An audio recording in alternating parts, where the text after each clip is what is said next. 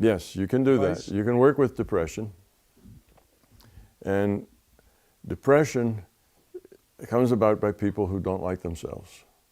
And that comes from fear. They feel inadequate. They feel there's no way out. Nothing's going to work for them. You know, everything's awful. What happens is that negativity begins to shut down their world. Their world is all these choices they have. And pretty soon, there isn't anything in their world other than their misery.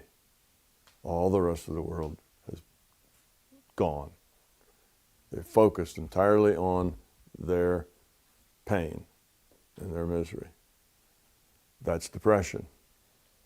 And it just doesn't help somebody that's depressed to say, well, no, look around you. There's people that love you. You know, there's opportunities. All you have to get is just get up and go live. It's fun. And they will say, you don't understand.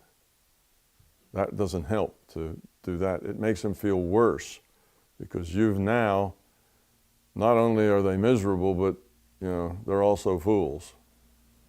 And you can maybe open that door crack.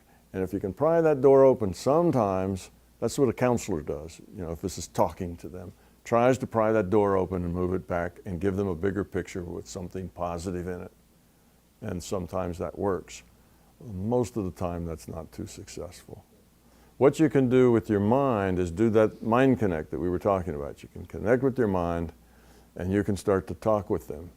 And the things you tell them are the things that counter the idea that they're worthless and that life sucks and that everything's horrible.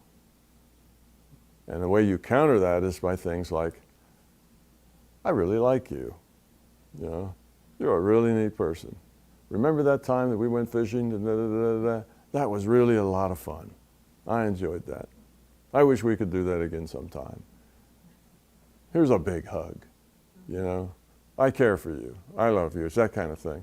And you feed that in without any idea of what they should do about it or anything else. That will lighten them up.